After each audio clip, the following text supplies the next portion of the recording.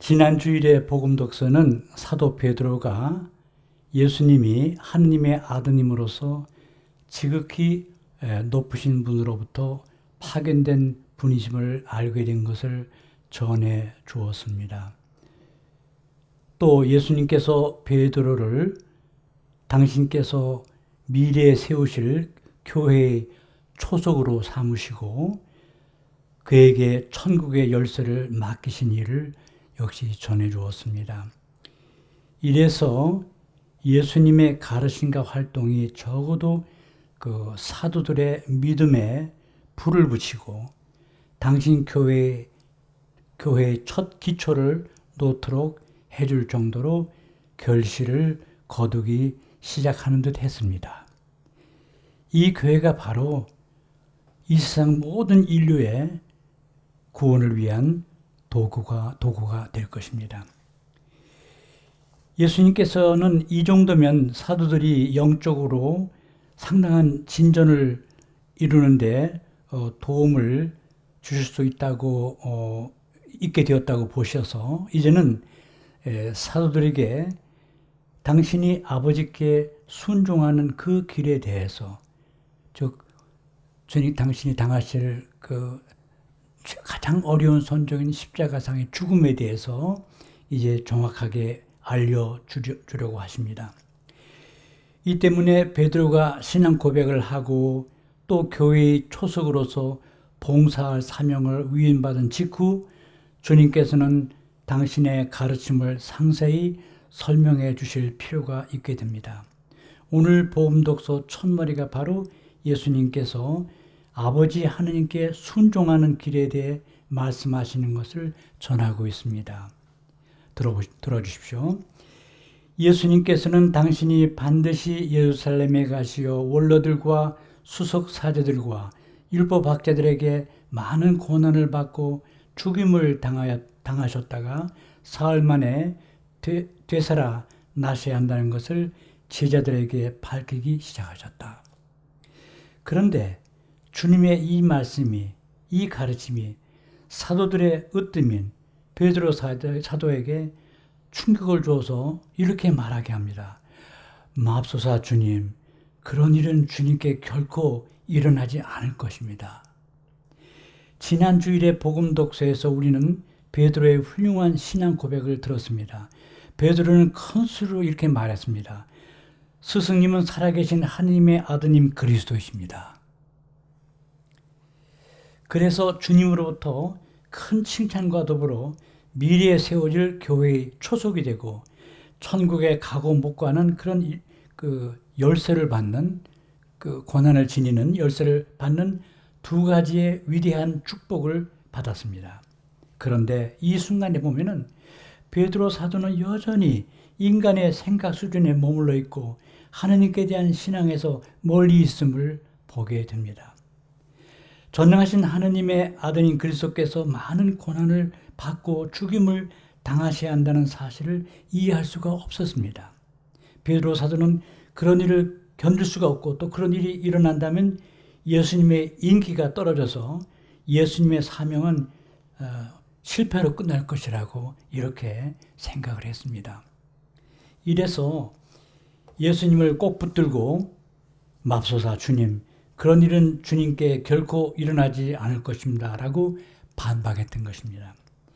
여기서 우리는 베드로 사도의 부족한 신앙과 순진한 인간사랑, 여기서 순진한 인간사랑이란 것은 신앙은 부족해도 주님을 사랑하고 아끼는 존경하는 마음인데요. 하여튼 부족한 신앙과 순진한 인간사랑이 저지르는 과오를 보게 됩니다. 신앙은 부족하지만 주님을 참으로 사랑하고 존경하기에 주님께서 처참한 최후를 맞게 된다는 운명을 인정할 수가 없었습니다. 예수님께서는 베드로의 이 만류를 들으신 후에 그에게 돌아서시어 아주 심하게 꾸짖으십니다. 예수님께서 돌아서시어 베드로를 꾸실 때 여기서 복음서가 예수님께서 돌아서시어라는 이 표현을 쓰는데요. 여기서 돌아서시어는 실제로 이렇게 몸으로 이렇게 돌아선다는 의미를 지니고 있지만 하나의 상징적인 의미를 지니고 있습니다.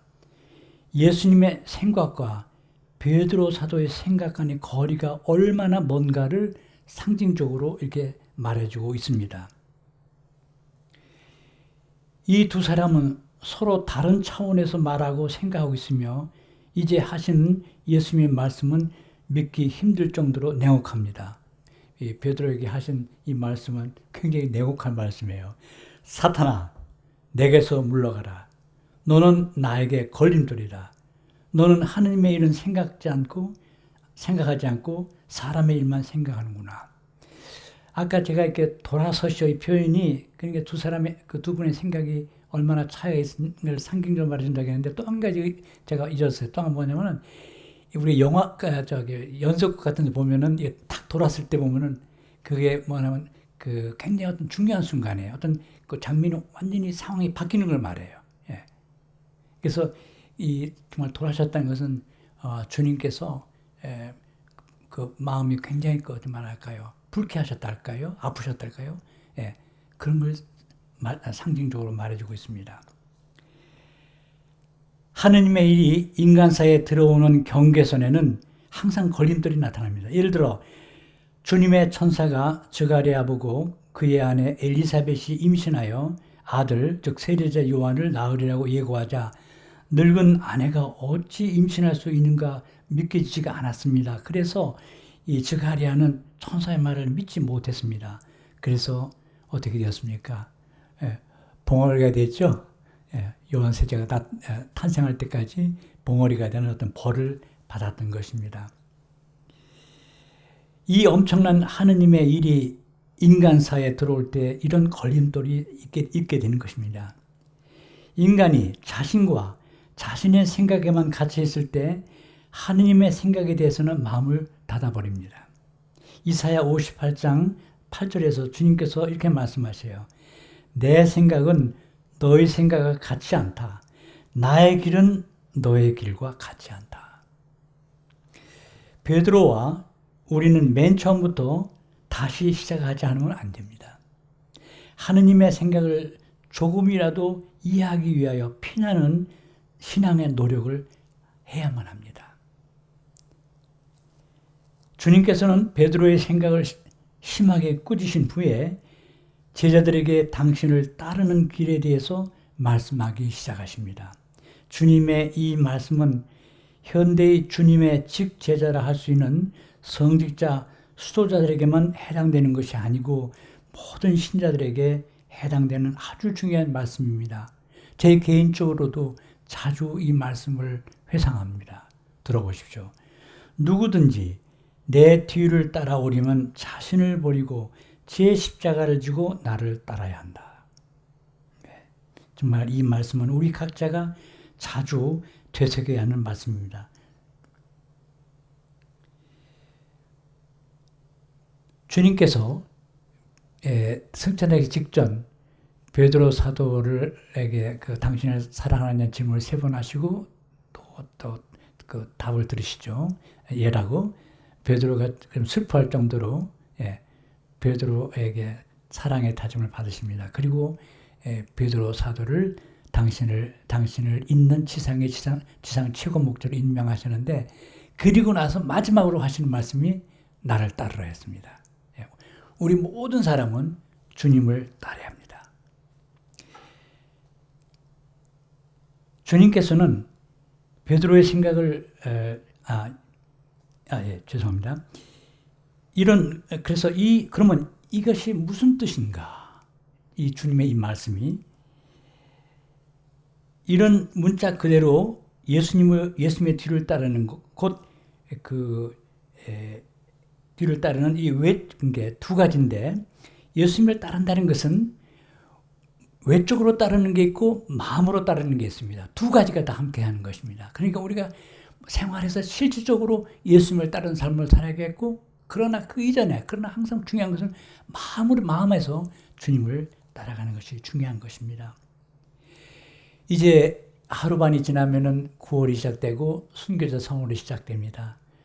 순교지에 우리가 순례할 때마다 정말 우리 순교자들이야말로 예수님을 진정으로 따라간 정말 위대한 그 주님의 제자들이었음을 우리는 발견합니다. 내 목숨이 얼마나 소중합니까? 1조 원 재산을 가진 사람 보고 1조 원을 택할래? 내 목숨을 택할래? 하고 두 가지 하나를 택한다면 뭐 1000명 중에 1000명 모두가 돈보다도 목숨을 택할 것이라고 답할 것입니다. 이토록 소중한 것이 목숨입니다. 주님의 사랑과 신뢰를 가장 많이 받은 베드로 사도도 죽음의 위협을 느끼자 예수님을 모른다고 3번씩이나 부인하지 않았습니까? 이 말씀대로 주님을 따른다는 것은 고통을 감수하는 자세로서 진정한 따름을 가능하게 하고 이래서 진정한 주님의 제자를 만들어내는 것입니다. 주님께서는 당신을 따르는 데 있어서 오늘 이 말씀을 하시면서 3가지 조건을 얘기하십니다. 이 말씀을 분석해 보면 3가지를 요구하시는 걸 볼 수가 있어요. 첫째로 자기를 버리는 것, 두 번째로 자기 십자가를 지는 것, 그리고 셋째로 실제로 주님을 따르는 것.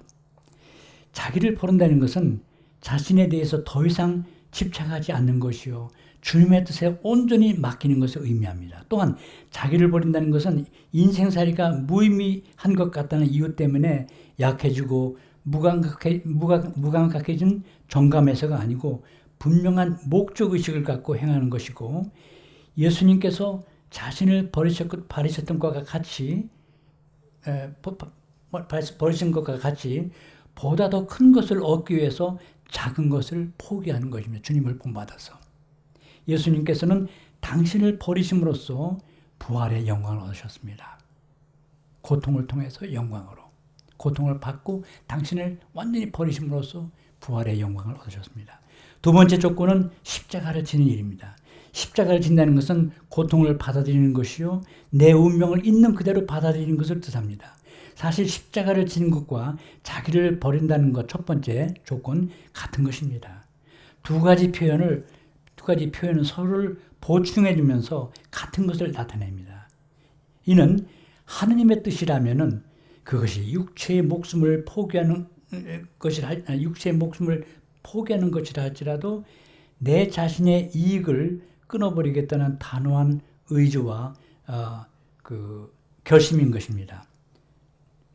내가 목숨을 바치는 한이 있더라도 이것을 받아들이는 것.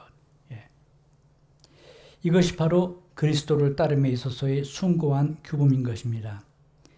세 번째 조건은 말이 아니라 실제 행동으로 주님을 따르는 것입니다.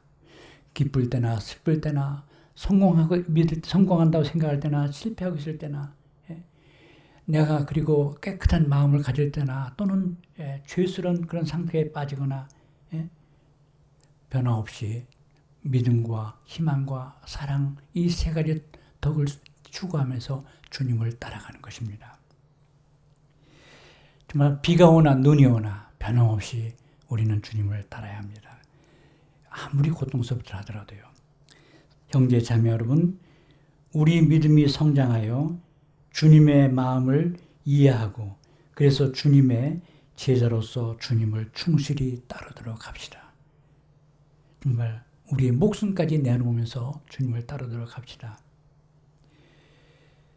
저희에게 구약을 가르치다가 일찍이 세상을 떠나신 손종환 신부님, 구약학자가 계시는데, 이 신부님 강의 부분 아주 좀 부족해서 막 다들 자고 그랬는데, 이분이 한 번은 그 강의하시다가 이 신앙에 대해 말씀하시면서 그 목소리가 좀 가늘으셨어요. 나는 지금 정말 누가 신앙을 버리라고 한다면 내 목에 칼이 들어와도 나는 신앙을 고백하겠습니다. 이런 말씀이 생각이 나요. 칼이 들어와도. 주님을 따름에 있어서 오늘 주님께서 제자들에게 하신 말씀, 누구든지 내 뒤를 따라오려면 자신을 버리고 제 십자가를 지고 나를 따라야 한다는 것을 늘 유념하도록 합시다. 잠깐 묵상합시다.